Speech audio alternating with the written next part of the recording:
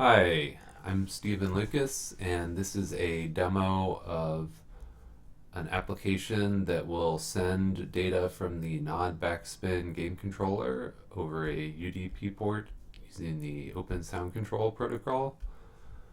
Um, if you go to my website, you can get the entire package with the that will have all of the source code I'm using, as well as a Windows 32-bit built application. Um, and then also it has a text file that will tell you the OpenSoundControl registers, as well as a test file, which we'll look at in a little bit. Okay, so here's the source code first. This was hacked together from the OpenSpatial example that was supplied to the Backspin developers from Odd Labs. And so if you've looked at that, then some of this will look familiar. But basically, it is telling the Nod firmware to start reporting the data from these different types of events. And then it's just going to take that data and pass it through to an OSC package, which, if you're not familiar with OSC, it's used for audio applications, especially for things like this where you need sort of an intermediary to get data from like a controller to send it in a flexible way to some sort of audio software. And it's kind of like the MIDI protocol, except that it should run as fast as you need it to, and you can specify the resolution, so it's not constrained by a certain resolution like MIDI is. So there's a couple I have commented out. I did not get the pointer data. That didn't seem to work at all. I wasn't getting anything from the controller, even though I was following the naming from the Nod plugin file. So that's commented out. Maybe it will work in a future version of the firmware. And then also the battery percentage. They say in the developer guide that it should come over as a device info event type, which I found that it didn't, but I was still able to pull the value, but it only came out as -1. One thing to watch out for is I don't know what's going on with the Nod configuration, which you need running in the background for this app to work. There's 4 different modes. There's like pointer, 2 for game controller, and then free pointer. Those don't seem to affect any of the data that comes out that you can pull from the firmware. And you should actually, I found that for some reason, if my app is open and then you try to open the configuration program, then it crashes the configuration program, and I had to reboot my computer. So the configuration program doesn't really help you except to verify that you're connected. And it has some tutorials, but currently they're more specific to the Nod ring rather than the Backspin. Also, you should watch out that, okay, so the port number is hard-coded into this. It's 7040. So if you need to use a different port for whatever reason, you're going to have to rebuild this. And also, it's only set up to work with one controller because I only have one controller. So if you have more than one, you need to redevelop this. If somebody wants to get me a second controller, then I could probably get it working, but I don't think I'm going to buy a second one if there's going to be a consumer release later. I'm not going to buy a second developer version. And yeah, I'm not going to try to develop without being able to test at all if both controllers are working. But it seems like it should definitely be possible. All you have to do is, just check which, because the ring, well, it says Nod get ring name, but it's the same for backspin. It's just going to report a different name, so you just have to determine which controller you're dealing with and make sure you separate those out. But like I said, I'm not going to try to develop it and test it without actually being able to test it with a controller. Okay, so that's the code, which you don't need if you just want the app. So we'll look at that for the testing. So when you get the zip file, it's going to be this folder. So you just go to this debug folder and you just need to run this exe here. So start it up. So it does spit out some warnings, and these I couldn't eliminate, but this thing, it seems to run like really fine.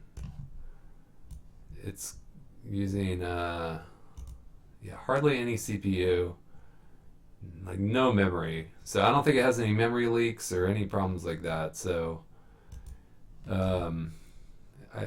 I guess these warnings are just, I left in some kind of problem with setting up the buffers that the OSC packet writes to, and I'm not able to eliminate it, but if it's not causing any problems, I'm not going to worry about it too much. Okay, so, and then for testing, since I'll probably do my development in Cycling 74's Max software, we're going to look at testing there. So I have this. If you're not familiar with Max, it's a sort of specialized audio music. You can also do video in it. Development platform that has this sort of graphical coding structure, but it's great for just sort of visualizing data too, because the structure itself is visual. And then also, if you're not familiar with OSC, there's a text file in here that basically each of our datums from the controller will go out to different OSC registers. So you see like /A would be accelerometer data, and then /X, Y, or Z for each of the axes. And then it has listed the ones that are currently not working at the bottom. So if you look here, basically it says just sort of a top to bottom flow with these patch cords. So it receives on UDP port 7040. And let's look at the data. So look at the controller here, which of course is wireless, but I'm going to unplug it just because I was charging it. So here's the controller. And we have acceleration on 3 axes. So we've got Y, X, and Z. And then we have rotation. So that's using pitch, yaw, and roll. So we've got pitch, yaw, and roll. Notice those come in approximately like -pi to pi. So I'm doing a little bit of math to get it more like -1 to 1 and make it so it doesn't like, so it's using a trigonometric function. The other thing to watch out for with these is notice how, okay, I'm not moving, but the acceleration Z is sort of floating around 0.25, and X and Y are about 0. But once you rotate the controller, it affects the center value, or like the 0 value for the acceleration. And that must just be like an artifact of the hardware. But you see now Y is floating around 0.25 about, and then Z is about at 0. So depending on the orientation of the controller, it affects what your center value for like no acceleration is. If you wanted to do some math using the rotation data to like recenter the acceleration, you could do that after the after it comes out through OSC, or you can rebuild the app if you want to try and do that in the C code. Okay, so we've got the analog data here, which is the joystick and the trigger. So something that's kind of nice is that you see how this would be lighting up when the data updates. We don't actually get numbers coming in on the joystick unless they're changing, which is, to me, is better, because you can always have this number keep firing if you need to, if it's not changing. But it's nice that it doesn't keep firing if you don't need it. So, and those are integers from about 0 to 255, but you notice like x bottoms out at about 2 or so, and it goes up to about 247. Y goes down to about 10, up to about 247 or 8. And then the trigger open is 255, and it goes down to about 6 or so. Oh, 1. Yeah, I've had the sort of limits of these fluctuate. I don't know why. There's some variation in like what the upper and lower limits are with the analog data. Then we have the gesture data here, which is an integer between 0 and 5, and these are the pre-configured gestures that are in the firmware. And you notice if I just move, nothing's happening. And what it requires is that you hit the A button, which is pre-configured with the controller and the firmware, that'll pull for a gesture. So if I just hit it without moving, see, nothing happens. But if I flick to, let's say, the left, and then at the end of the flick I hit the button, then it fires the number of the gesture. So that's swipe left is 1, and we've got right is 2, down is actually 0, up is 3, clockwise is 4, counterclockwise is 5. So it's a flick, and then sort of like at the end of the flick, you hit the, or during, you hit the button to pull for the gesture you're doing. Battery data, again, that's not working. Gyroscope data, which I probably won't use as much, but it's coming out, and maybe a way to think about, the way I think about it is, instead of acceleration for position like this, you get acceleration for the rotational axes. So you may be fine with just getting sort of more like a compass rotation, which is, or like a kind of an absolute rotation, or you may want the rate of rotation, which would be the gyroscope data.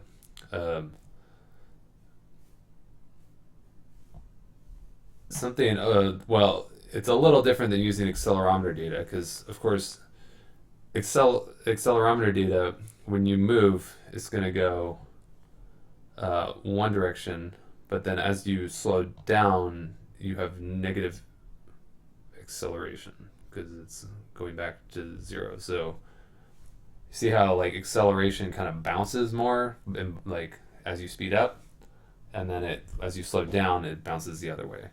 Gyroscope data just bounces one direction. So something to watch out for. Hopefully I explained that right. Okay, and then we have the 10 buttons, which just come out in as integers 0 and 1 on each of these /b/ and then the button number. So I have them routed here. So we'll just go in order. We got A, B, X, Y. And then the logo button is this one here. And then this second B button is the bumper, actually up on the top next to the trigger. And then we've got joystick push. These left-right buttons that are here. And then the nod grip button, which is on this side. Which, It's much easier to press if you're holding this right-handed, because you just kind of squeeze. I find it's a little more difficult to press the grip button when you're left-handed, unless you like kind of push your thumb like this. But just to squeeze it, you have to squeeze pretty hard to activate the grip button. So it's better for right-handed use. Okay, so I'm going to post this package on my website, so you can get it there. Again, it's just Windows 32-bit, but you can run it on, I'm running on Windows 10 64-bit, so it runs fine in a 64-bit OS. I probably won't develop for Mac, so if you want to look at the code and redevelop it for Mac, then you're welcome to.